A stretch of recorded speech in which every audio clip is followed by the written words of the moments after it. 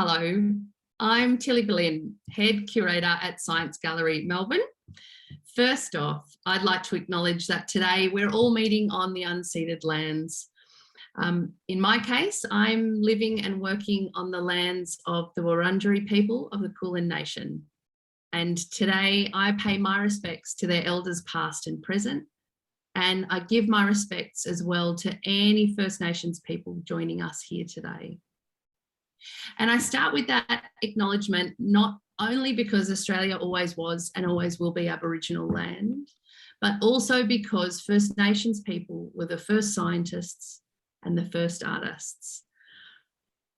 Before I introduce our excellent speaker today, Nicole Leuning, I wanted to give you a small snapshot of Science Gallery. So Science Gallery Melbourne, here's the artist impression of the building that you're about to go on a tour through just behind me. We are part of a global network of galleries and we're all dedicated to building the next generation of creative problem solvers. We are across the world. One second. Ta-da! So we are across the world in London, Dublin, Melbourne, of course, Venice, Bangalore, Detroit, Rotterdam, Atlanta, and Berlin. So we're always connected to universities and we are thrilled by the collision of all sorts of disciplines, science, art, engineering, design. We love engaging with big issues in a creative, interesting and playful way. And we really are a place for young people. So our target audience is 15 to 25-year-olds, but we welcome everyone in, especially to this new glorious building you are about to see. Now, the first show that we're going to open, which we were going to open, it has been delayed ever so slightly.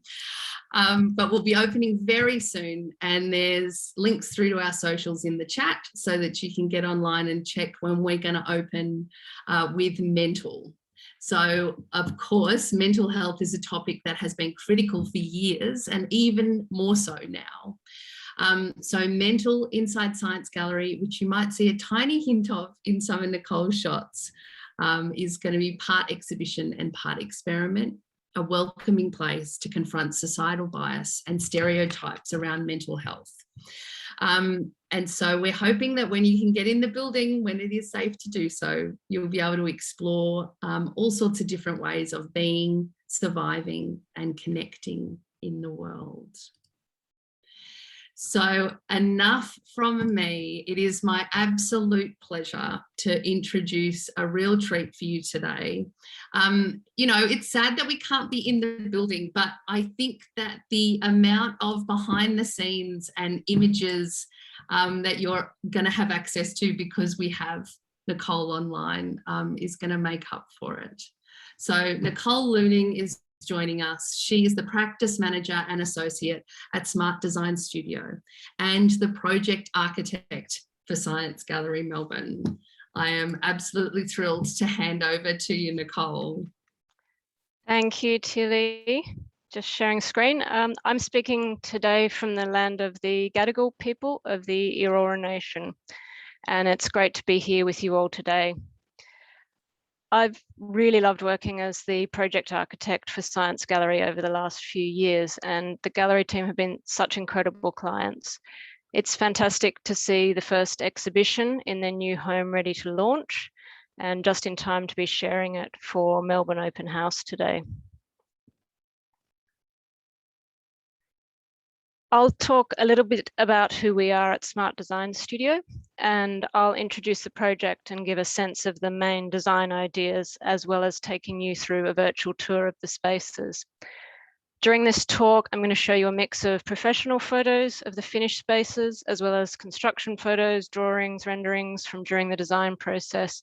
So it's a bit of a mix, but this will give some depth on the project, given that we can't all be there walking around together today, looking at it in person. There'll also be a short video of the space after that, and we should have time, as Tilly said, for a few questions at the end. So please do post in the chat if you have something you would like to ask. So firstly, to introduce our practice, we're based in Sydney. We're a studio of around 40 people and one dog.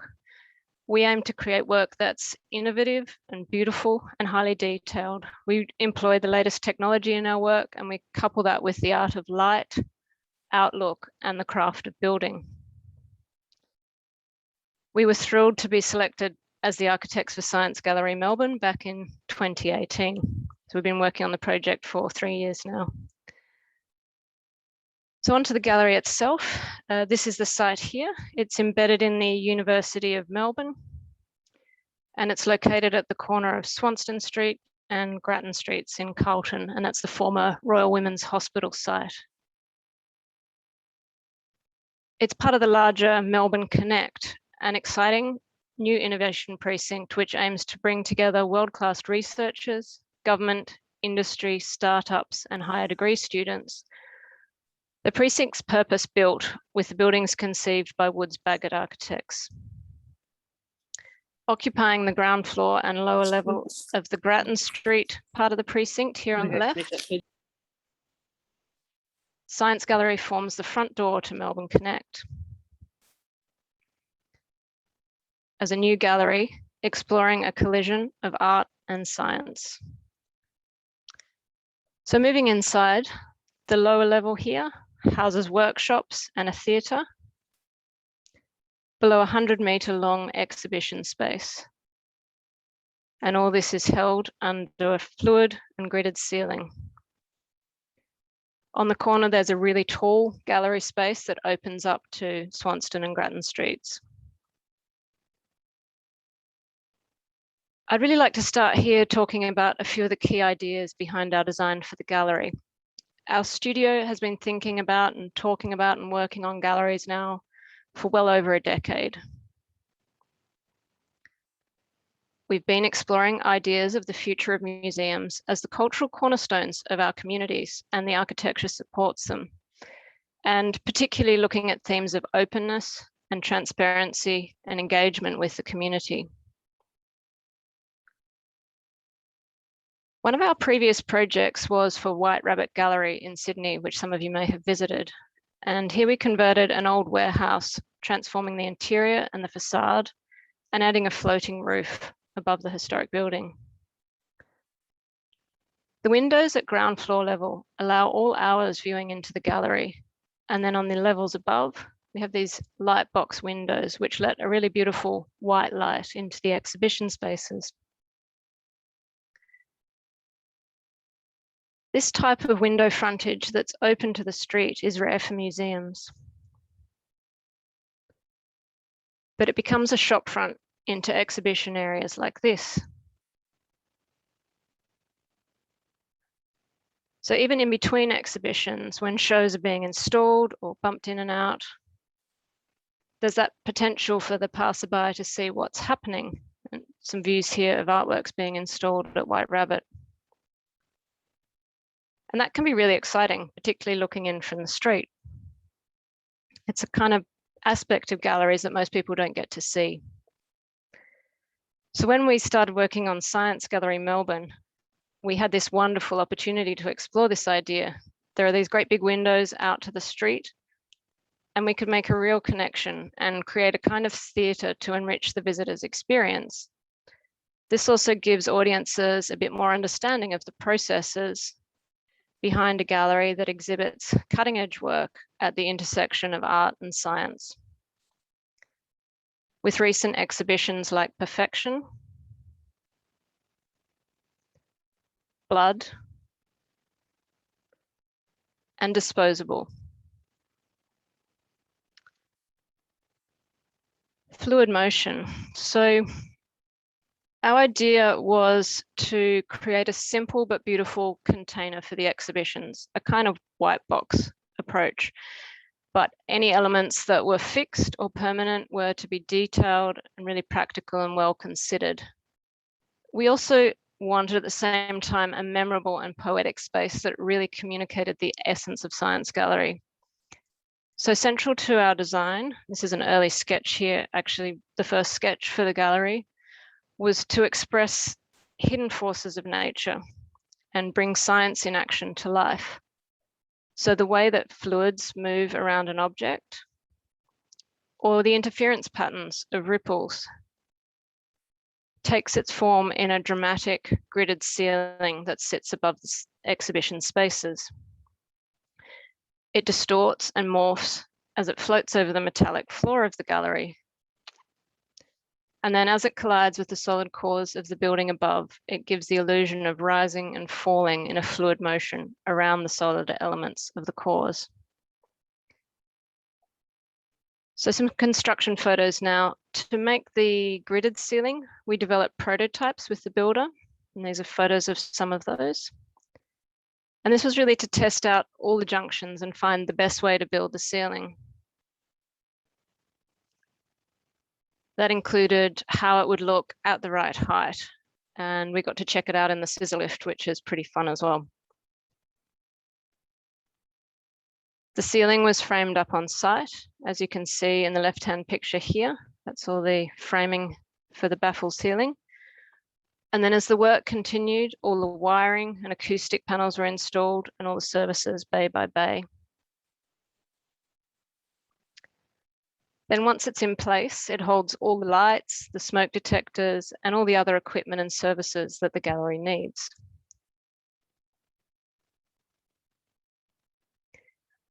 It also knits the different gallery spaces together along the length of the building, and it was really key to developing the unique identity that we wanted for Science Gallery Melbourne. So making the gallery flexible and adaptable was another really important goal. The gallery needed to be able to house anything that the creative team might throw at it, from a vertical farm to a giant ball pit or a urinatron or bouncy inflatable rooms, some of the conversations we've had. To do all this, the elements of the design really needed to work hard. So as well as containing the lights and the speakers and acoustic panels, the gridded ceiling also becomes the armature for a modular display system. Now, most galleries and museums build huge new plasterboard walls each time they install an exhibition. And then at the end of the show, all that wall sheeting and framing just goes in the skip. Working together with the gallery team, we really wanted to create something more sustainable for the gallery, a kit of movable elements, which would allow the same room to be transformed into many different moods and with minimal waste. A bit like the example of this room here from White Rabbit Gallery, which is the same room shown in 4 different modes.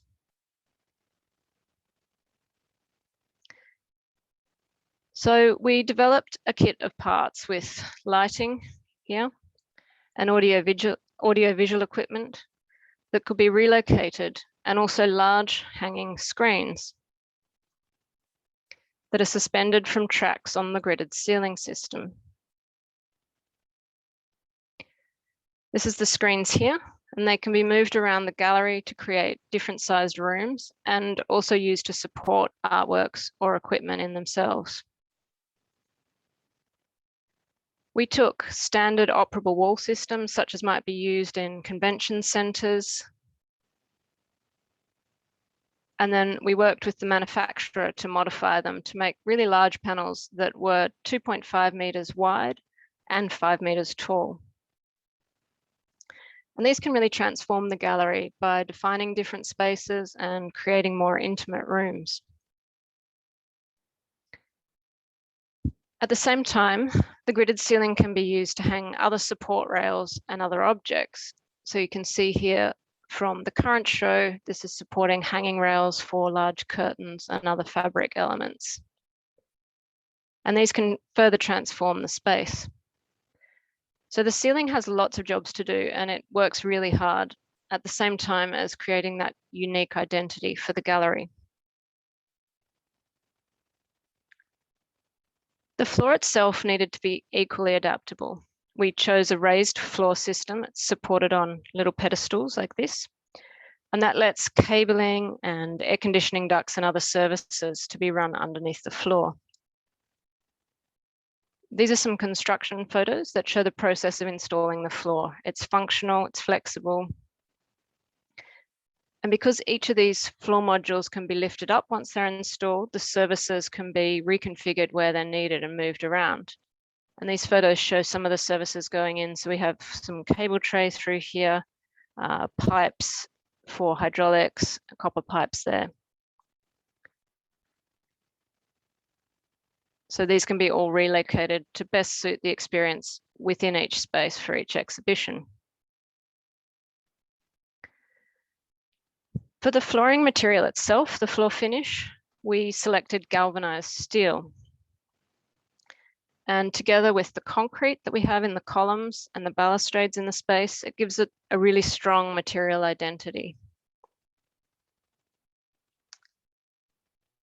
In addition, being steel, it's magnetic, so it allows other floor materials to be magnetically applied to suit each exhibition. So this can be done by adding magnets to the back of the new flooring material and then snapping it down onto the steel floor. For situations like this one, when you need to stick down a giant dot of hot pink artificial grass. So the tour, I'm hoping that we can pretend for a few minutes that we're visiting the gallery in person today together, and I can take you on a little bit of a tour. So firstly, we would come in through the front door here on Grattan Street. And we'd pass through Melbourne's newest example of media architecture, the digital bricks. This consists of 226 screens placed behind glass bricks, which together form the largest combined pixel display in the Southern Hemisphere. And this really explores what would happen if these walls could talk. The inaugural content piece reflects First Nations and histories associated with the Royal Women's Hospital. And across the year, it will display a rotating program of content related to Science Gallery Melbourne's annual exhibition program. So once inside, we'd arrive in the main lobby, and this gives access to the gallery spaces. It also connects through to a second entry, if you can see where I'm pointing here, and that is through to a laneway within Melbourne Connect, just up the stairs. Brightly coloured shelving in the lobby houses retail items associated with the exhibition, like the tote bag shown here. And it also provides opportunities for displaying items from the University of Melbourne's art collection. The selection of materials and colour were really important for Science Gallery, and we feel that emotive architecture can really engage with an audience and then offer a unique and a memorable experience of the space. So this can resonate with people and inspire repeat visits. It helps develop a vibrant community of supporters who are interested in and emotionally attached to the gallery.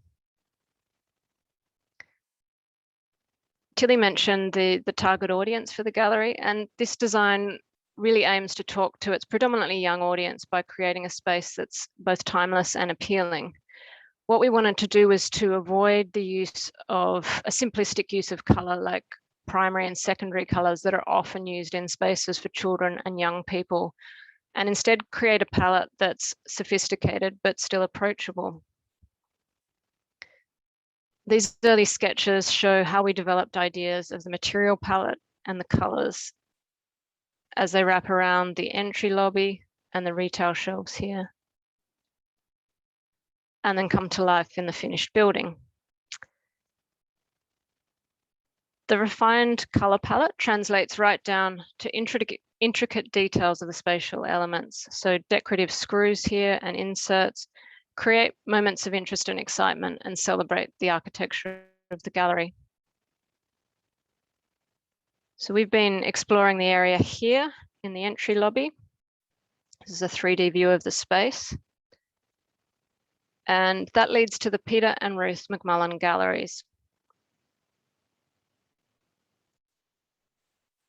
These comprise two main galleries. So if we're in the entry lobby here, to the left is the West Gallery. And this is a soaring space with 12-metre high ceilings and dramatic angled windows that open out to the corner of Swanston and Grattan Streets. And this space also houses the all-important Science Gallery Cafe. To the right is the Eastern Gallery.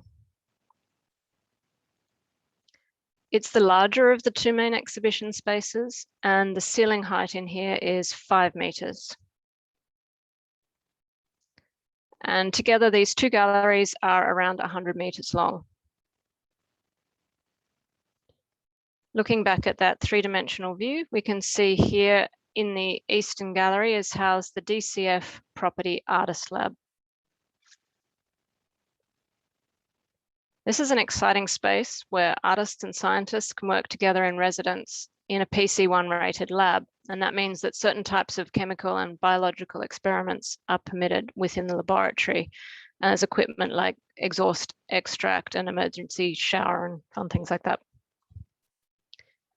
And all this happens in a space that's visible both through windows from within the gallery, and at the same time, it's engaged with the street through large picture windows out to the street. In the center of the space, next to the entry lobby where we came in, is the Packard Theatre. It looks a little like this. It's a bleacher style casual theatre space. And it also connects the ground floor down to the lower levels. These are some construction photos. So this is the early steel framing for the bleachers. And then as it's having its plywood decking applied and balustrades. And nearing completion with its galvanized cladding and cork flooring. This is an image of how we envisaged it during the design process, really as a lively hangout space where students could sit and work or chat and drink coffee. And it's now ready to occupy. Very exciting. So it might be used for talks or school groups when they arrive for week-long workshops. So if we go back to our 3D view here of the ground floor, we follow the bleacher steps downstairs through the Packard Theatre to further exhibition space, which I'm pointing to here. I hope you can all see that. And this space has high white walls that are suitable for video projection or hanging artworks or displaying objects. And they also work to knit all the lower level rooms together.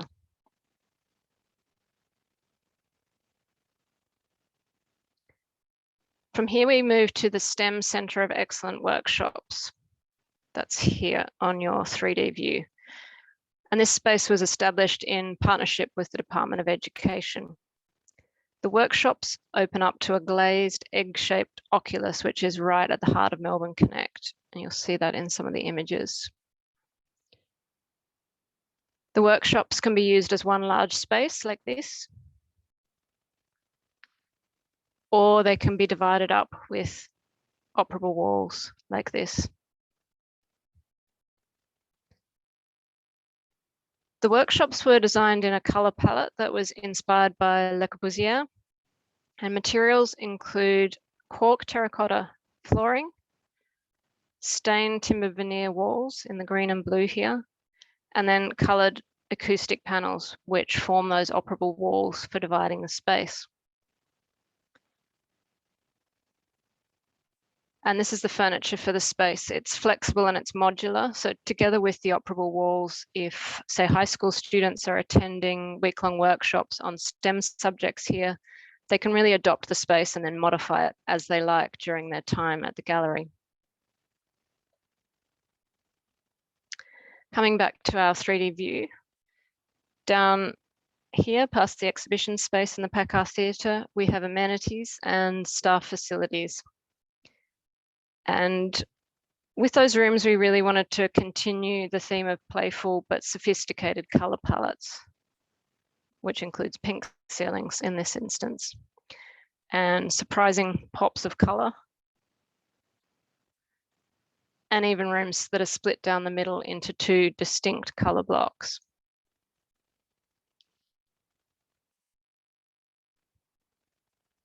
Back of house spaces like the art workshop are also really essential to running the gallery, and all of that needs to function really well and be in the right location. These are slightly more utilitarian spaces, but they're critical to the operation.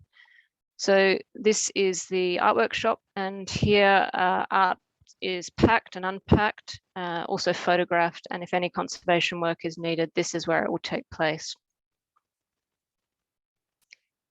And there are also areas for storage and for loading and unloading. So these functional areas really need to be practical and to work really well. Lastly, still downstairs, there's the black box. And that's shown on the left in this photo here. And on the right is a view from the Biobox, which is where technicians can control the audio-visual equipment for the space. And we wanted this to be a really flexible space that allows the gallery to host different types of performances and productions and operate in different modes.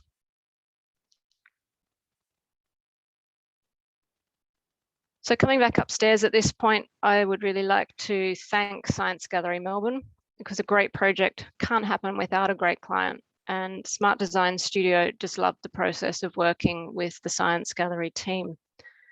I have a cheeky photo just after this one of some of the extraordinary people behind the gallery project. And of course, this photo was taken pre-COVID. Once they're able to open again, they really can't wait to welcome you all to visit their new Science Gallery home. Nicole, it is such a delight to see all those behind the scenes shots and the development from all the way back when you were sketching on a notepad and with a pen, all through to this gorgeous thing. Thank you so much. That's such an excellent talk. Great, thank you, Tilly. It is so exciting that the building is all ready for everyone to come in and enjoy and see all the gorgeous architecture, as well as the, you know, works inside Mental and beyond. I guess that you did such an excellent job that there aren't that many questions, just a lot of thanks coming in on the chat. In terms of, Nicole, have you got a favourite spot? Oh gosh, I actually just love the ground floor gallery spaces, and I think walking through them and seeing the ceiling as it curves around is such a special experience, and then opening up to the corner of the street in that what's double, triple height space is just so extraordinary. So yeah, that would be my favorite. I do see there's a new question from Roderick, which says it's a new building. What's occupying the upper levels? So in Melbourne Connect, there are a range of people who found their home there, and there's the Department of Engineering in the upper levels. There's directly above Science Gallery is a floor called Superfloor, which is for their interaction spaces for innovation and groups that might want to come together and share ideas.